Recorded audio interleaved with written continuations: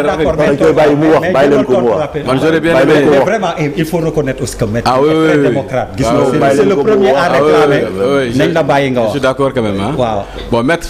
am na fu nga mujjee. non xam nga lu tax. foofu la baal ma rek ma dagg. xam-xam ak xaxaar du benn. xam-xam fi ñuy waxtaanee sànq ba léegi. waaw xam-xam la. bu doon xaxaarkat yi nii. maanaam dañuy. Maître xam nga luy xaxaar. waaw xaxaar mooy. xamul Maître yow foo après naa koy si dégg naa wala xam fan Pikine ok non waxuma ni dégg wala mais daf la doon ñaari séeréer yu mais c'est que dafa nekk boo bi nga xam ne gëj naa ko dégg. exactement moo tax ñun waa Saloum ñoo gën a xam. exactement Maître peut-être waa Saloum. bien sûr Maître fi nga terminé laay njëkkee pour jox la benn exemple dans le monde. soo demee Argentine président bu fa nekk mu ngi tudd présidente Milei. daanaka yéen a ñëwandoo au pouvoir te daanaka yéen a bokkoon ay discours. ci ni ngeen def ba gagné réew mi. yow nee nga togg tey yàq tey xooñ bi génn tey mënul nekk moom def na ko bu muy ñëw Argentine conformément à ses promesses. dafa waxoon su ñëwee avion présidentiel bi lay njëkk jaay il va diminuer les dépenses. aujourd'hui en un an fin 2023 lañ ko fal il a réduit le déficit. qui était de moins 5,4%, c'est aujourd'hui à 0,4%.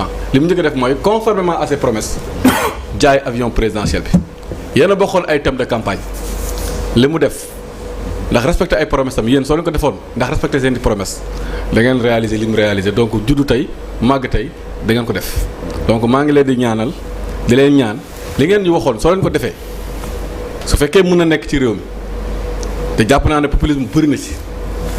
réalisation yooyu mu am da ngeen ko def te rapidement c'est bien possible maintenant je suis bien content nga évoquer la question de 114 milliards c'est une question qu'on ne fuit pas c'est une question qu'on assume parce que effectivement je confirme que la Cour l'a dit mais Maître voilà nag pour répondre un peu à Malal là où man je ne suis pas d'accord avec la Cour et ce n'est pas les habitudes de la Cour en général Cour et tout le monde peut le voir dans les différents rapports de la Cour des comptes rapport yi fi amoon site yi soo fa demee dégg naa bloqué woon nañ ko débloqué waat xaw ma ndax léegi sax finalement la mu mujjee ce qui était quand même assez curieux. Les derniers après publication bi les 48 heures après on ne parvenait plus à.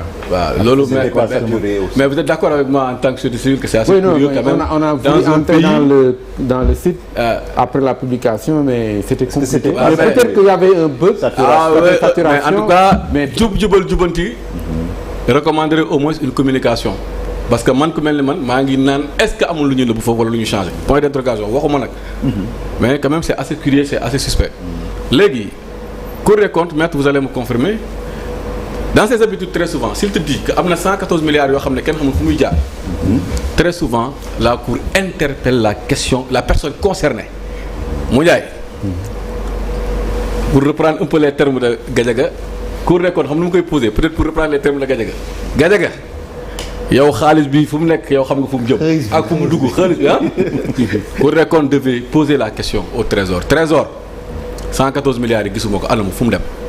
mais la Cour des comptes n'a pas posé cette question pourquoi elle n'a pas posé cette question parce que si elle avait posé cette question là au moins la réponse aurait dû être Macky Sall moom ma ko laaj ma jox ko Pape Malick Ndour lañ ko joxee pour mu mobiliser si Guinguinéo wala waa APR daal seen réunion ba bu ñu defee dañ ne daal lañ ko luubal mais dara leerul wala sinon mu ne la déedéet da ngaa juum de 114 milliards yi demul fenn fii la ne wax la fi mu ne parce que yaa ko xamul peut-être.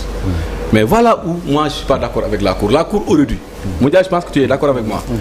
am na benn waaye bu ne pourquoi chaque fois tu demandes à ce que Moundiaye te confirme ma ne ko parce que il est de la société civile.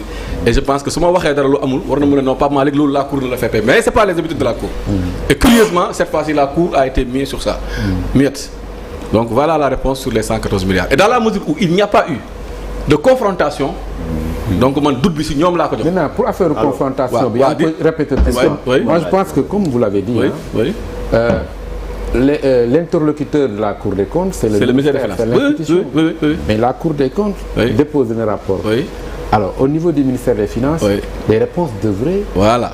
Donc la Cour devrait nous dire. Du ministère Donc Moundiaye. Oui. Partant de là, la Cour devrait nous dire. J'ai constaté qu'il y a un gap de 114 milliards. Quand j'ai demandé au ministère des Finances où se trouvent les 114 milliards, Malal, la Cour devait nous dire que le ministère nous a répondu en nous disant c'est dans les caisses de l'APR. étoffé son c'est dans les caisses de Macky Sall. wala disparu mystérieusement dans les falaises de Bandiagara. mais la Cour a été muette. Suspect moo tax ñun on n'est pas d'accord. Maintenant pour revenir encore davantage sur la Cour. Parce que nag dañu naan opposants yi dañuy critiquer duñu proposer. Moi je vais proposer des réformes aujourd'hui. Malal dafa xaw a réer un peu ci li ma wax sànq. Malal nu ñu tëggee affaire yi nii mu njaay mooy ñoom ñooy ñëw ne lii laa fi fekk. xam nga loolu day xaw a jaxasoo. je pense que suñu waree dem ci ay réformes xam nga la war a nekk. ñun bu ñu fi dàqee la ñu waroon wax ñun nañ def suñu situation kon tey coow li du am maanaam ñun le 31 mars lañ fi jóge wala le 2 avril dañu waroon wax yéen am ngeen délai yéen ñi fi nekk. balaa ngeen di dem defal ñu situation bi ngeen fi bàyyi foofu nag ñun ñëpp on est responsable parce que c'est les insuffisances de la loi de mon point de vue. oui moo tax en termes de proposition donc l'opposition propose au nouveau pouvoir en termes de réforme parce que nee nañ dañuy réforme maa leen di proposer dans 5 ans su ñu leen fiy jëlee pour éviter débat bi am fexe leen ngeen changer loi bi ba dans 5 ans en 2029 soo leen tax seen base di dem ñu may leen yéen occasion ngeen def seen bilan pour coow bañ a am xam nga werante xuuxaan tekk tubay doon la gën a neex su fekkoon ne ñun suñu bilan bi ñu def moom ngeen di comparer mais bilan boobu ay fonctionnaires koy def. non mais je parle de régime. xam nga parce que c'est toujours mais mu jaay dès lors que tu parles de régime non dès lors xam nga tey balaa ma doon gën a neex. man ma ñëw ak sama bilan man. parce que quel que soit le régime. c'est aussi des fonctionnaires. j'ai donné les preuves xam nga balaa ma doon gën a neex tey man ma ñëw ak sama fekkoon ne rapport IGF yi ñun ñoo ko defoon fa la doon gën a neex te la loi peut nous permettre cela donc man j'aurais bien aimé en tant que opposant qui propose ou bien qui contribue parce que on nous dit souvent qu'on ne contribue pas j'aurais bien aimé seen réflexion yi yéen waa Pastef seen 4000 cadres yi am ngeen 4000 un cadre muy man au moins ne serait-ce que pour contribuer. non pour ça maa ngi leen di yokkal j'aurais bien aimé dans le cadre de la réforme yéen ñi société civile ñu approfondir ci loolu. léegi nag maintenant pourquoi je dis que ça c'est pertinent. j'ai vu que c'était assez curieux que la Cour des comptes elle-même a dit à l'État à l'IGF que vos chiffres là étaient faux. La Cour des comptes l'a dit et mën naa la jox page. La Cour des comptes a posé une question à l'État à l'IGF ne ko bu nga ñëwee fii ñaata nga fi fekk malal Cour des comptes moo posé gouvernement bi bees ne ko bu ngeen ñëwee fii ñaata ngeen fi fekk en termes de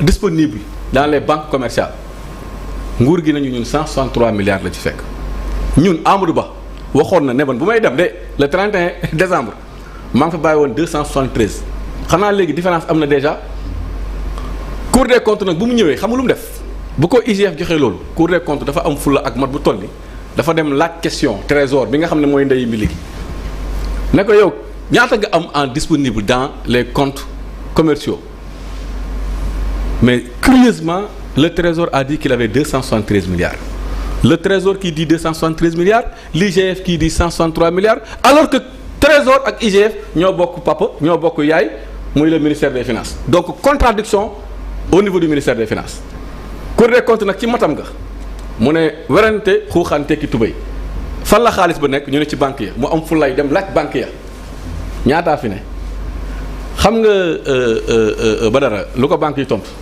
chiffre trésor yi ñoo xaw a baax de suñuy chiffre ak chiffre yi la IGF jox manqué na 100 milliards moo tax may wax xale yi Pastef fi soo leen di laajte seen milliards boole leen ki 100 milliards yi nga xam ne dafa mel ni IGF li mu wax ak li nekk ci banque yi dafa am différence donc man la question que je pose par rapport à ça mooy que je vois qu'il y a une contradiction au sein du ministère des finances une cacophonie j'aurais bien aimé que ñoom seen conférence de presse cadre yeeg waa ministère des finances ñu expliquer ñu qu'est-ce qui fait la contradiction qu'est-ce qui fait les différences yi am donc tey aujourd'hui si on parle de chiffres falsifiés wala de chiffres cachés moi je pense que li ñu war a njëkk xool mooy loolu et la Cour a recadré en disant que même c'est plus que ça loolu c'est un élément assez important boo xam ne bëggoon naa ko soulever maintenant pour terminer j'aurais bien aimé malheureusement je n'ai pas le temps d'expliquer un peu la dette malheureusement c'est ça un peu ce qui me choque dans l'émission mais malheureusement je suis obligé par démocrate non j'aurais bien aimé parce que la dette là bi ñuy taxal j'aurais bien aimé am occasion dette bi ma andil leen ko ñun dette boobu comme ñoom ni ñu waxee waaw dette boobu ñoom ñoo waxoon du suñu nawet ñoom waaw ni ñu amee fulaay ne du suñuy nawet ñun devant la télévision man bam Pape Malick maa ko wax dette boobu ñuy taxal les 2000 milliards ñun dañoo jàpp ne ñun lu ñu xamee comptabilité publique ni ñu définiree dette publique ñun du suñu dette moomuñu ko man maa ko wax fii te j'aurais bien aimé mun a défendre parce que pourquoi dette bi dafa am signification. dette boobu moo tudd certificat nominatif d'obligation. dette boobu la ñu tuddee substitution de débiteur. Enfin dette boobu la ñu tuddee crédit direct. j'aurais bien aimé avoir le temps d'expliquer ñett yooyu yëpp lan la mais j'aurais bien aimé ñi ñuy suivre ku ci nekk. waaw malheureusement. ñu dem ñu xool lan mooy substitution de débiteur lan mooy crédit direct lan mooy CNO certificat nominatif d'obligation. mais certificat nominatif d'obligation de.